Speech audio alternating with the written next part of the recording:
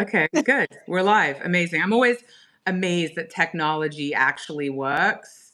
Um, and weirdly, I grew up hosting live TV, so I kind of love live, even though it's a bit chaotic. Hi, everyone. Um, Thanks for joining us today. I love doing these Substack lives. I really do. And I'm so excited to talk to you, Dene. Um, Welcome, Dene Logan. Oh my gosh, thanks for having me, Amanda. I'm so excited to talk to you. You're so welcome. So I was saying that I became aware of you because my friend Deb kept sending me, quotes and videos of you. And she was like, oh my God, you're going to love this woman. You have to listen to what she talks about. She's just so on point. And so I always think it's when I find out about someone from like a trusted friend, it's always so great. So she was right. I started looking at your work and I love how direct and to the point you are, and Mm, how honest you are about love and relationships, because there's a lot of people that talk about love and relationships. It's something that most of us want. My friend Jillian mhm. Turecki is actually similar in that she's very direct and to the Yes. point and honest, and I find that kind of similar sentiment with you. So I'm wondering, like, how did you get into, what was it that inspired you to start addressing this very complicated and nuanced subject?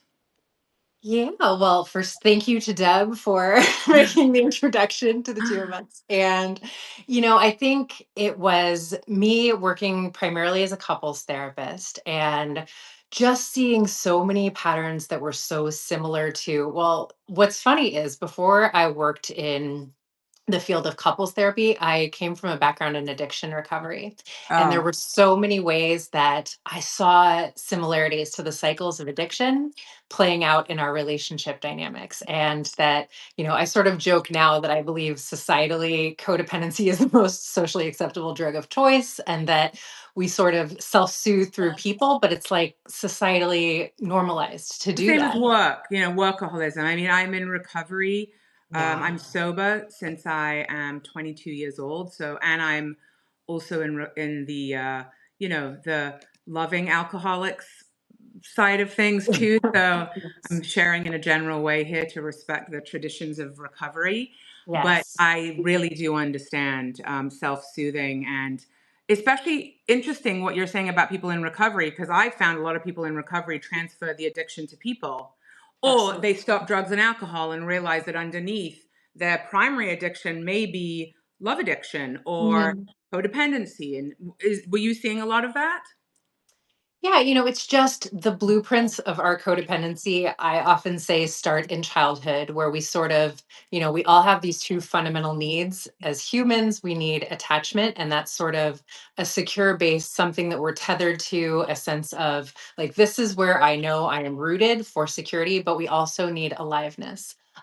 And, the thing is, though, that we will almost always seek that attachment first until we develop a secure sense of self. Now, what I noticed from the world of recovery is what you learn to do in recovery is start to build a solid self and to be in relationship with yourself in a really intimate way. But, you know, I think you hear people talk a lot of times in recovery about like nobody gives us the manual for life, that, we're just sort of like out here without any guide for how to do these things. But a lot of what societally we're learning is you outsource that thing that you learn in terms of developing a sense of self to other people. And if I can just get this person to love me or comply with where I believe that they need to be in any given moment, then I'll be able to exhale into relaxing. But the thing is, other people become this variable that is out of our control, right? Such So a bummer.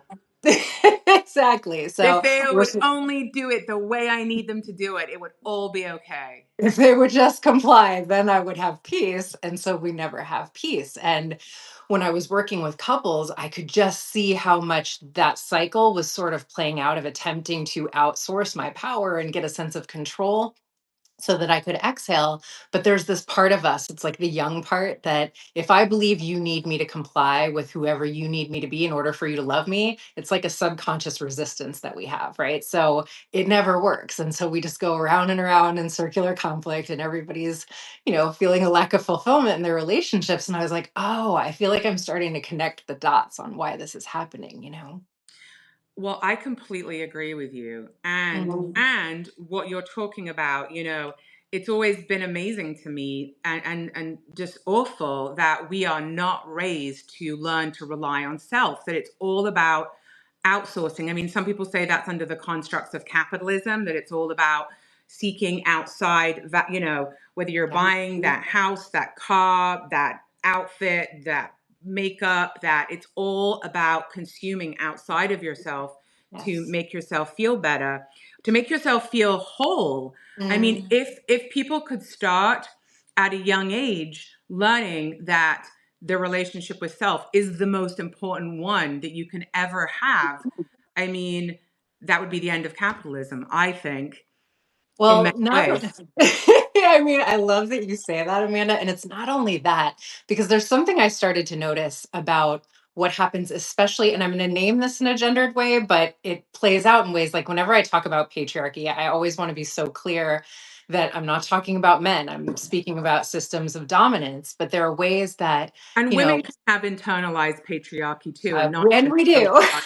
Yeah, And we I'm just saying, absolutely yeah. do. Yeah. And if you go back and sort of look at the history of patriarchy, there are ways that in order to create these nuclear family structures, we needed women to not only sort of be dependent on something external for survival, but also that there was a way that we were sort of like objects that needed to be pleasing, that needed to sort of pretend and not be in an authentic sense of self. And so, what I have noticed is, for me, coming into a space of self reliance and really, I love community and I love having people in my life. But at the end of the day, what I have taught myself over time is I am the only thing that I know for sure, is going to save me. Like, no one's coming. There's no knight in shining armor to come save me.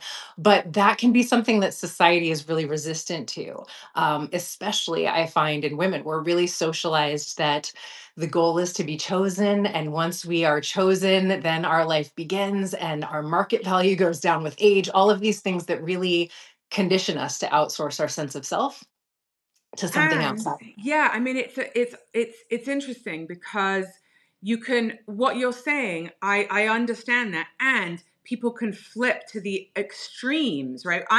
When I hear you talking, Mm, um, I hear that there's a middle ground, because I think when, if you look at like trad wives versus, someone who's like, a woman who's like, I don't need men for anything. I earn my own money. I have my intimate emotional needs met with my girlfriends. There's extremes, and yes. I worry about the extremes because I am married to a man for a long time. I have a son. I have amazing guy friends who I love and value, and there are extreme mindsets that have put women into a place of feeling like, I do have to rely on myself, and they can go too far and then not Mm, know how to be in partnership. And so yes. I kind of like to talk about the middle ground a little bit, because, people get into like toxic self reliance, and then they don't know how to be in relationship. So it's almost like everything we're talking about has to go with the caveat of like, yeah, and you can go to extreme either way on this. Yes. And I love to talk about the middle ground as us being in community and what that looks like. But the thing is, like, whenever we talk about these relationship structures as they've been, I think it's really important to start having honest conversations about why patriarchy is so unbelievably damaging to men as well. And, there are ways that we just haven't had a lot of models of what successfully relating in an interdependent way looks like. And I was Yeah. watching this reel the other day, and it was so telling to me with so many of the couples that I sit with. And it was a man and a woman in a doctor's office. And the doctor was asking the man all of these questions about his medical history. And every single question, the man would look to his wife and she would answer the question, right? And what it was sort of a commentary on is how we sort of teach men, and this is a big theme I see in our society, that we sort of teach men to go from their mother being the caregiver to then their wife being the caregiver, right? And not really teaching men either to have a solid sense of self and self-reliance. And here's why I know who I am. Aside from that protect, provide, procreate template, but this is who I am for me. Because when men don't have that, I find a lot of times men are really struggling in ways that we're not being honest what it's in terms of what it's rooted in societally, and men are suffering. Like, men I are the highest part of the population dying by suicide, committing violent crimes. And it's like we also need, we don't really have a process for men anymore of initiatory processes. And it used to be completely in agree. collectivist societies, elders would sort of usher the men into manhood. And now it's sort of, you get married, you get in this container, and you guys should be good. But people aren't actually really good, even in that container. You know what I mean? No, because the paradigms have shifted and nobody knows what their purpose, and not That's it. nobody, a lot of people don't know what their purpose and their roles are anymore because the playing field has leveled out in some ways for genders, for women, certainly. And it's left people being confused about Mm, what is my role here, yes. and yeah, I mean, I struggle with that, as well. And I think there aren't the honest conversations are not really happening between genders about this shift. I was on a walk with my son this morning, and Mm, I was talking to him about, as a mother, like the balance and how tricky it is for me to walk that line of like supportive but not smothering, yes. and encouraging him to take agency over, him and his life and but everything, not just the gendered things. Mm, Like you said, like your health, you ask the questions. You know what I'm yes. saying? Like, it's your body, it's your mind. You ask the questions. Like, I can help you work out kind of the high level stuff, Mm. but what is one of the dynamics that you're seeing playing out the most in the couples work you're doing? Or I let's say think, challenges. What is one of the challenges you're seeing? yeah, I think the most common thing I see is what you said, that we, the historic template of a patriarchal model of partnership was sort of that a woman was meant to be dependent on men for her economic security, and a man was meant to be dependent on the woman in his life for his meaning, for his life force, all that And radiant energy. reproductive security. Absolutely, right. And so, as that has shifted, what we haven't done a lot of work around is what are our roles beyond, just the roles that society has sort of laid out for us? Who do we want to be to one another? And I think the most common thing that I see with couples is real struggles around intimacy, certainly emotional intimacy, but absolutely physical intimacy or ruptures that come to the surface because of, infidelity or things of that nature. And a lot of times, what I started to sort of, connect the dots and draw back in terms of how we got here with this was that we're really sort of socialized to be in really enmeshed dynamics, meaning you are a much more familial than sort of like, you know, romantic and erotic other over time. And what the challenge that presents is, I do a lot of work around the dualities of attachment and masculine and feminine energetics. And what that cultivates is really parentified familial dynamics will feel very enmeshed, will feel very safe. But because our society doesn't really value the feminine, and I'm not speaking in a gendered way when I say feminine, like the feminine in all of us, Sure. which is eros, aliveness, we don't value that. We don't value that you need to continuously be expanding and growing and challenging yourself. We just sort of value the safety, the known, the containment. And so we will, because it's a part of us that we need to express and feel, we'll seek it somewhere, and then it creates ruptures. Well, it's interesting because from my experience, like, the container that is needed to raise children is predictability, Mm, consistency, reliability, and that can be what kills desire. yes. And so, because desire, or eros as you call it, Mhm. is, thrives on spontaneity and excitement and unpredictability, and it's the opposite. And Yes. so, and we forget, like, people were dying a lot younger. You weren't spending, like 30 years with the same person. Yes. So, like, do you think it's even possible to stay in a committed long-term marriage? I was having this conversation with my husband the other day, and he was like, really? Who is having sex with the same person for 30 years? I was like, the point is, I don't know. You know Well, what I mean? Like, have you ever come across people who are doing that? Because again, we don't have templates. yeah, I mean, well, first, it's interesting because two things. I feel like I do see couples that, have the eros and the life force in their relationship But they don't over have kids. a long period of time. They have older kids if they do, but you're right. There is a season of life where that is challenging. But to me, Amanda, a big part of why it becomes challenging is I don't believe we were meant to do this in a nuclear family structure. I think that was sort of, until I had a child myself, and I also have a son, I didn't really have a felt sense of how impossible it is to ask of us what we're doing. Our societal structure was never really set up for us to thrive, and that does have a lot to do with capitalism, as you were saying before. But even the fact that like our children get out of school at 2:15, most people don't end their workday, and most families at this point are two income households. Most people don't get done until like 5, 6 o'clock, right? So the structure was always set up for this to be challenging, for us to feel like we're falling short, unless you are within a certain socioeconomic bracket. Commune living, man. I'm like, wow, And I I'm would telling really you, love that.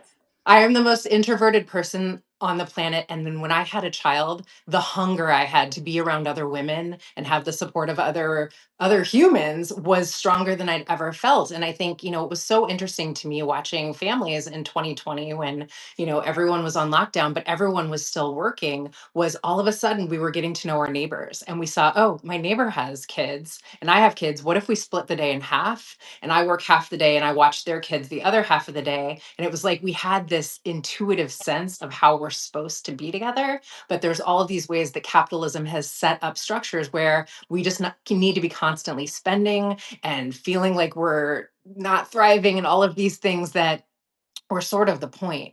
But if we aren't so dependent on just this one person to meet all of the needs that an entire village used to meet for us, all of a sudden you can be my partner, but you can also be the person that we get to play with how to recreate eros and that charge between us, because we're not just in survival mode, which is so much of what we've been. The thing is that I don't know how this can be, I don't want to say fixed, but like, it is, I see a real crisis in, and Mm, I'm not a relationship therapist. I'm just talking about like my community and the women that I talk to and the people I interact with. People are really struggling to have intimate relationships with lovers. There seem to mm, be a lot of, people getting their needs met from, their platonic friendships. And interestingly enough, when I look at my kids' generation, which is Gen Z, they're having less and less relationships. They're just not doing it. yeah. They hang with their friends. They have, sexual experiences if they want to, with like no commitment and no, this is a generalization, but overall, they are the generation having the least sex and love relationships of any Yeah. generation. And like, forget about what that's going to do to the population because I'm not really worried about that. But like, that's not a good sign. What does that mean? Do you know what I mean? I Because do. why is it that kids that are growing up now are not getting into intimate relationships with people, that they can be sexually active with? It's alarming to me because I'm hearing it across the board. Yeah, you're absolutely right. And I feel like what you're speaking to is the thing that I started to notice was happening, but I don't hear a lot of people in the relational development sphere talking about how the trend is more away from people not getting into partnerships. And, you hear about like the boy sober movement and, that, I don't know, just like men are feeling like it's really challenging when they're out here dating for them to find women that are compatible or that it's a good fit. But, I think a lot of this has to do with the shift to technology. I don't think it's going to, and it's interesting. I think we can see it as a really negative thing, or we can look at the opportunity to sort of course correct as a culture and as a human race and say, I was listening to someone talking about AI the other day, and that there are all of these ways that if you take like the medical field, artificial intelligence is going to take away the need for us to put the number of hours into things that we might have to look at in terms of research and numbers to understand what's going on. But what that will give us more space to delve into is the more humanistic way of being. And doctors will have more time for bedside manner and actually being with their patients and explaining to them what's going on. I think if we don't learn how to really come back to being human with one another, that you're right. It's so much more comfortable for people to talk to technology. We're like 5 seconds away from fully, robots that feel like human beings that you can be in a relationship with, outside of actually partnering with another person. And people are going to do that because that robot will tell you exactly what you want to hear when you want to hear it in the way that you want to do it hear it, unless, and the big unless to me is, unless we really come back to the space of prioritizing what is so unbelievably crucial and beautiful about us as human animals. And that requires that we, and this is such a larger conversation, but that we start to like humanize all of the people that we don't agree with and the people that we find challenging. How do we sort of understand why it is so much more important than it's ever been for us to come back to valuing humanity, really? Well, it's also diverse and different. It's the other. It's different perspectives. I think what was coming up for me when I was listening to you was how um, people are opting. Two things that was coming up. One was people don't want to feel more discomfort, and so what if they have a choice of listening to an AI bot that's going to say exactly what they want, as opposed to, hey, that didn't feel good when you said it, spoke to me like that, or whatever the thing is. People don't want to be in discomfort or be hurt. Mhm. And so avoiding difficult conversations or avoiding conflict that is necessary for growth and discovery is also a reason why people spend more and more time online, because they're not confronted with the inevitability of human interaction, which there are things to overcome. That's how we grow and learn, you know? Yes. Yeah. And, I'm going to circle back to what we were talking about before around, and I talk about that, what some people would call hyper independence. And I don't see it this way, but I see it as a lot of personal responsibility. And it sort of comes back to some of the models around how I believe we heal actually. And a lot of what we're doing is sort of, I feel uncomfortable and I'm expressing my discomfort to you in order for me to get you to change, because I For believe you that to will make, fix it, for you to yes, fix it, so you can yes, be different. And because of internet pop psychology, you've yeah. got, my kids know all the different attachment styles: avoidant, dismissive, avoidant, anxious. Like, they have got a plethora of, by the way, pretty educated knowledge about this stuff. So Yes. there's a great thing about that, and there's a danger in it, because then you see people sharing how they're feeling and saying, well, that person is just a narcissist, and they're not a narcissist, and they're not able to hear me, and therefore I don't want to have a friendship with them. It's like, what? Or, yeah, and but to me, the more empowered stance becomes, I am in a relationship with a narcissist. I have been a narcissist. I've been in relationship with several narcissists. I wonder what it is that About in me? me that keeps being drawn to someone with a specific personality structure. Like if I'm the common denominator, what is it that I'm attempting to heal within me? And it's sort of this thing Oh, Dene, are of you talking about self-responsibility here and that's sort of accountability? I mean, it's not always the most Okay. popular, but I This is do where believe. everyone's gonna tune out. And with so much love, I think we do, but that to me is the secret sauce. And it doesn't surprise me that you come from a background of that awareness, because it is the most liberating thing. If I'm the one that is responsible for saving me, I also know that I am the one with the key to my liberation, right? But then if every single relationship becomes a mirror for me, showing me my pain points and the stuff that's still there for me to heal, then all of a sudden, that is why we need one another as human beings, because we sort of mirror that back to one another. And I don't believe a robot's going to be able to do that as effectively as a human can, right? Because we activate one another in a very specific way. There's an alchemy in it, you know? Yeah, I mean, it's interesting because when we're talking about, the most important relationship is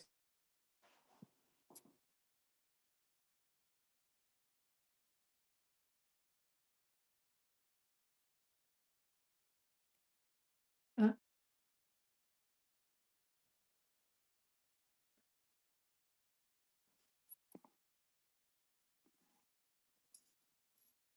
Amanda, can you hear me?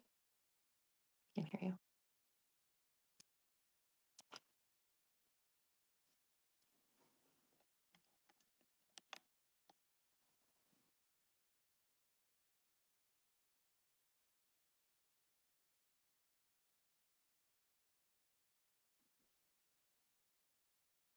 I can't hear you. Can you hear me? No. Should we go out and come back?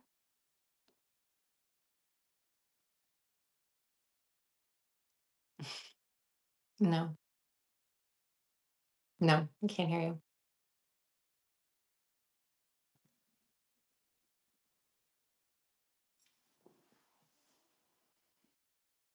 You can hear me, but not Amanda. Okay.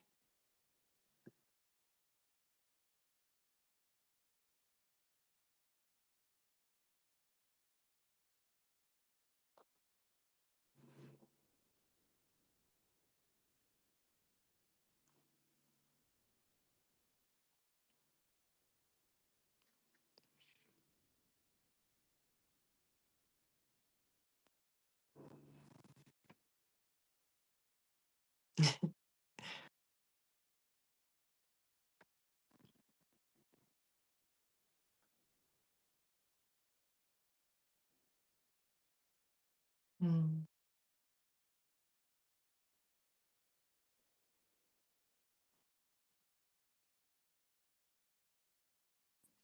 Did you try muting? Did you try muting and unmuting? You can't hear me.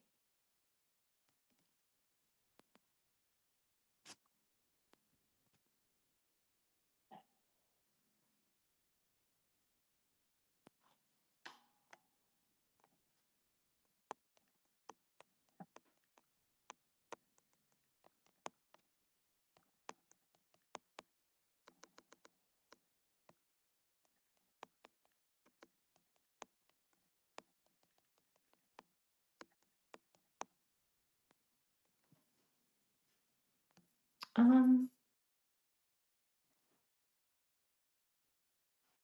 Hi guys. I don't know if I'm supposed to wait, but I'll hang on. Oh wait, There I she can hear is. you. Can you hear me? I can hear you. Oh my God. That was Victory. trying. That was really, really trying. I'm sorry. Okay. Okay, I'm so sorry, everybody. Okay, what were we talking about? Um, We were talking about personal responsibility, everyone's favorite topic. yeah, everyone's favorite topic.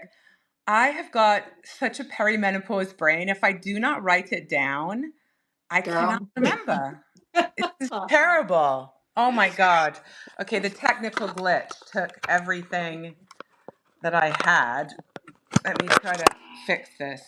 By the way, this is how live TV goes sometimes. This is life. This The is life, stuff of right? life, right? Oh, did we Hold lose on. you? Okay. All right.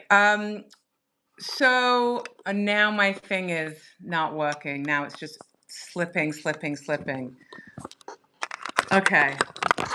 I'm just going to hold this. God, I'm sorry. It's okay. The truth is, like, I'm comfortable enough with myself at this stage of the game that, like, whatever, however it goes, it goes. What am I going to do? This is the stuff, right? You know? Well, what are we gonna do? I mean, I think, is there anything that you really want people to know about, um, I guess, it's interesting. I want to actually go back to what you were originally talking about with the attachment stuff because, Mm. you know, do you think that it's possible for people to heal their or change their kind of attachment programming? Do you think that's possible? Because let's face it, it is really, really difficult. Well, I absolutely believe that it's 100%, possible for us to change our attachment. And here's the thing, whenever I talk about attachment, I don't talk about them the way that a lot of people in relational psychology do, which is sort of like attachment styles as though they're a fixed state. So a lot of times it's almost like it's an identity. People will say, like, I'm anxiously attached. And there's a lot of ways that, first of all, that can be a really disempowering way to meet whatever's coming up for me relationally, but also that it's just not true. So if you are someone who tends to run a little bit more anxious in your relationship dynamics, if you meet someone who is also really anxious, what I have found is that there's a way that we sort of are like the yin to the other person's yang. They're energetics between us. And so one person will sort of move into the more avoidant energetic to create relational polarity. It's just what happens. And I was someone who Oh, tended to be exhausting. I tended to be more avoidant in my relationship dynamics forever until I met my avoidant match. And all of a sudden, a lot of anxious energy was coming up. And I can't tell you how often I will see that it's just the way we're talking about it, as though I have no power over this. This is just who I am. And my, avoidant partner needs to check in with me more frequently so that I can be less anxious. But again, that becomes that variable that's outside of our control. But Okay, well, so a here's lot something of, I want to ask you. Um, yes. and for anyone that does not isn't familiar with this, there's something called internal family systems. You might hear Mm, people talk about parts work, right? Most yes. people have heard of, like their little child self, right? Like little Amanda. That's who we call, little Mm. Amanda. And then there's teenage Amanda, who is feisty as fuck, who is like will mess you up, right? And then there's Yes. adult Amanda, and then there's healthy adult Amanda. So we Mm. have these different parts. At least that's my belief system based on internal family system work, IFS. And my parts can be attached in different ways. So teenage Absolutely. Amanda is definitely an avoidant, right? Little Amanda is more anxiously attached. Yes. Adult Amanda can be quite disorganized. Now what's the healthy adult version would be secure attachment. And I Mm. think not enough people talk about how you're not just attached in one way. It depends Absolutely. what part is activated. Yes, absolutely. Which is why I really like to talk about them in the context of energetics. And this is the attachment energetic that's alive for me right now. But what to me is important about what you're saying, and where I tend to have a little bit of a different perspective than a lot of the people in relational psychology, is what we have really put a lot of emphasis on is whatever is coming up for our activated child self in whatever part or stage of development we're talking about, that it is our partner's responsibility to reparent that part of us, right? Versus Wrong. our adult self really being in right relationship with that young part and us doing the work to reparent ourselves. Because what I have found is when we put so much emphasis on our partner reparenting us, again, it creates a lot of enmeshed, safe dynamics between us, not a lot of life force, not a lot of eros. And because we are not meant to be attracted to our children over time, appropriately so, it becomes like roommate dynamics. And we're sort of like we were in our family of origin, sort of like around each other, but not a lot of, reverence and holding this person and their activated child with compassion. And a lot of times we're each looking for the other person to parent us in subconscious ways. And so we're sort of meeting our partner like we would, as you're speaking to, as that activated child or teenager or version of us that is not fully aware that this human being also has their own pain points and their own fears and all of these things that all of us as humans have. We just want them to parent us. Man, it's a miracle that anyone has relationships. That, like, if you think about how complicated, Mhm. each person's internal, systems are from their upbringing, their whatever it is, right? All the different things to be able to match up with somebody in a way where enough stuff matches up. I mean, do you see relationships that aren't an immense amount of work? Like in your practice, do you You see know, relationships where you're like, they got a good thing going here? I do. And when I see it, when people are older, a lot of times, and they're on their like second, third marriage, or just when they have really released the idea that it is their partner's responsibility to do all of these things. So when people have much lower expectations of what a partnership should give them because they've really come into a sense of self and they really are, they're just not looking for as much from another person in terms of like, yes, it's beautiful to have this person here to share a life with and to mirror one another's good moments and all of those things, but not looking for you to do the work that my parent didn't do. And the one who comes in and sees me and, is all of these things that I've been longing for in another person. Inevitably, that person falls short and we start to feel Because they're active. only human. That's right. And unconditional love. Like, I remember realizing when it was like unconditional love is not what you're getting in with your partner. That's your parent's job, right? If your parent did not give that to you, I am not going to be giving you that because this is a reciprocal situation. And what's so important about that is what I found is like we start to stunt one another's development and healing when we look for that from our partner, right? Like that's actually my work to do so that I can love you well. But if I'm looking to you to do it for me, I'm outsourcing my power and I'm not giving myself that opportunity to keep developing and being in that, as we would say in depth psychology, individuation process, which is what I believe we came into these bodies ultimately to do. So, what advice or what guidance would you give someone, because loving yourself is such a nebulous thing? Like when I've boiled it down with people where I'm like, all right, what does that mean in practical terms? Yeah. Like how do you answer that question for people who are like, how do I love myself? Mm. I think another one of my favorite things from former life and recovery days is I think we build self esteem by keeping our promises to ourselves, by doing esteemable acts. I think it becomes important for us to do things that cultivate a sense of self and I believe in me and I'm proud of me and I'm proud of the way that I show up, right? Because then I think we're looking for less of that from something external. But a lot of it, I think my life changed in the most profound ways when I decided that I got to be a work in progress and that I got to have compassion for myself and that in every moment I can begin again and start over and take a deep breath, but that I don't have to be perfect in order to be worthy of love. And most of us never got that message, right? That who you are is enough and that you didn't come here to be perfect. I believe this is a life school. And so we came here to learn and we came here to, through everything we go through, we're growing through it and we're becoming who we're meant to become.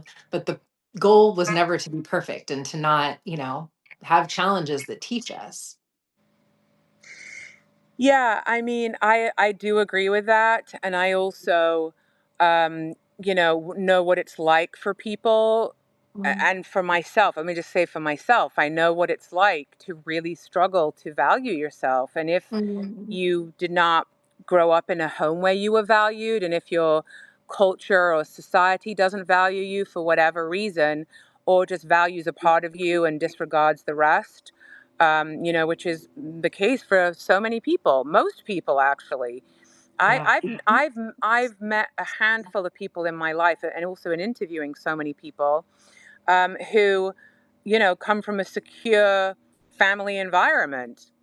And I met one person who was an alcoholic, who identified as an alcoholic, who said, and I Mm. grew up in a loving home. One person only. And I thought, she hasn't done the work to really find out what happened. But you took the words out of my mouth. Like there's a joke in the therapy field whenever someone says I had a perfect childhood, we're like, ah, let the games begin. Like Yeah, yeah, nobody gets through childhood unscathed. It's like yeah. that's I don't actually think even what we came into these bodies for, I believe that we came here with an understanding that there was going to be a specific curriculum. And this is some of the soul work that, like, my soul came here for certain lessons. And I chose this mom and dad because they were going to give me the curriculum I needed, hopefully, to do the things that I'm meant to do in this life. And that can be a tough pill to swallow, especially when we're talking about some of the more challenging things that people experience in their lifetime.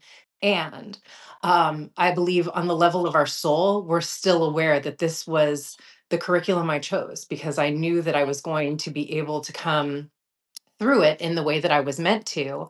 Um, and that's a hopefully I was gonna come through it and understand the things that I was meant to understand. But I think the illusion of anyone having a perfect childhood is just that. Like I don't think, human beings raise human beings. So I think we have to go pretty far back in the generations to understand like where it began. But normally parents that were raised in a certain way raise their children in a certain way until we create pattern interruption by understanding what we're attempting to get outside of ourselves or what our pain points are, that we have to take responsibility for healing within ourselves.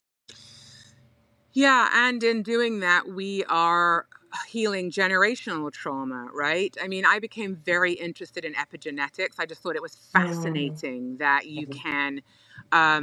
you can inherit generational trauma through epigenetics. It was just mind blowing to me, and a lot of things made sense to me once Mm, I understood epigenetics. I was like, oh my God, this is why I have this thing, because I couldn't, some things didn't make sense to me, where I was yeah, like, I do not know where this thing came from. And I think, you know, it's a lifelong exploration, you know, healing and getting to know yourself. And human beings are so complex. The more I know, the less I know. yeah. And it's like, wow, like we are just complicated. So beautifully complicated. And, I think to me, that's why we came to be in this process of sort of a circular experience of continuing to come back to the same lessons, but from an expanded perspective. But we're sort of raised in this linear framework that like problem solution broke fixed like, and that we think that's what life should be, right? And people will be like, I've done the work, why am I still struggling with this? And I'm like, my love, that's because that's what we came for, to just be in this thing of knowing ourselves and uncovering, the deeper layers and peeling back the onion and all of that. But I think, like, we often think it would be amazing to have a perfect childhood and like no problems, but like we would be bored in 5 seconds. That's not, I think we ultimately like this is the human drama that we came for. Well, I think also we have a misunderstanding about what the human experience is because we're Mm, sold so many things to fix ourselves, that's you right. know? And, I was my therapist, one of my therapists yesterday, talking of trying to fix myself, was saying to me, you got to be okay with being lost, Mm, and being in that liminal space of not knowing, you know. that And, I think it's funny that you say that, Amanda, because I believe, well, I know that we are entering a stage in our human development that is going to be the shift in consciousness that Is this the the age of Aquarius. Aquarius? She knows. She knows, folks. But that this age is sort of ushering in the rise of the feminine consciousness, which is that dark, hollowed space of the feminine, which is the stage of the unknown, right? And that a lot of the societal blueprints and the frameworks that we have been relying on really for centuries are crumbling so that we build from a different foundation. But a lot of that requires us sort of titrating into our ability to do what you're saying. Can we sit in the space of, I don't know what this is going to be, but I trust in a larger unfolding. I trust in myself to be able to navigate whatever comes up. And it's like we're learning how to increase our tolerance for uncertainty in a way that we never have. Okay, so do you think it's possible to kind of do this work without some kind of faith with some kind of higher power? Oof. Um, Sorry, Big had to question. ask you that. I No, know. I No, it is. I It love is. it. Because you're talking about you got to believe that like there's a soul contract and that there's a higher purpose to this, and therefore that would imply that one needs some kind of faith. And I don't care whether that's Jesus, Buddha, Hare Hmm. Krishna, whatever it is that works for anybody. Just A not belief them. Yeah, a belief in something beyond my human capability to tackle this by myself. And I know that that can be challenging. And I know that there are those who have an atheist perspective. And I actually don't want to minimize whatever feels true and gives you peace in your skin, I think is beautiful. But for me, when we talk about what a higher power can be, that can be the energetic that comes from a community of people holding one another up. That can be my relationship with nature. That can be, I had a mentor once that was like, if you think, Danae, that there is nothing bigger than you in the world, I want you to go to the ocean and make it stop for me. Like, just make Yeah. the ocean stop, right? Do that for me. And then we'll talk about it. And I was like, touche, right? But like an understanding that there is an intelligence and an unfolding to all of this. I don't know. I mean, I'm sure other people know how to find peace without that. I don't know, other than to put my trust in something bigger than me, because it's above my pay grade. It's too much for me to carry by myself. But I think, like you said, that can be anything that feels resonant and true for me. But I think without that, especially in the next few years, we're going to be really challenged, you know? Yeah. All right. Well, we have a couple more minutes. I'm wondering, does anyone who's watching have a question for Danae just while we're in here? You can pop it into the chat. Um, and let's see. Don't give us anything like unhinged though. All right. Nothing, Aw, nothing. Let's just see. Does anyone have anything? And if not, that's cool too. I always just like to ask people if they have anything that they want to ask. we can tackle unhinged. Yeah. And if not, then we'll be sharing this video with everybody in the next couple of days anyway. Aw, Um, it's been so great to talk to you. I mean, I feel like we could just keep going. yes, thank Um, you. but I really appreciate it. And I just really love your perspective, and for anyone that, isn't familiar with your work, you're at Dene Logan. I mean, I see you on Instagram mostly. Yeah. Well, you're just such a treasure. I'm so grateful to know you, and thanks for this conversation. I feel like it's exciting when, when you vibe and you're like, "Oh, you're on the wavelength. You understand." But I Yeah, think that yeah. It's always reassuring to me. I always way less alone when I get to connect with someone yeah. who's, like-minded. So thank you. Thank you so much for your time. Yes. And if you want more of Danae, go follow her.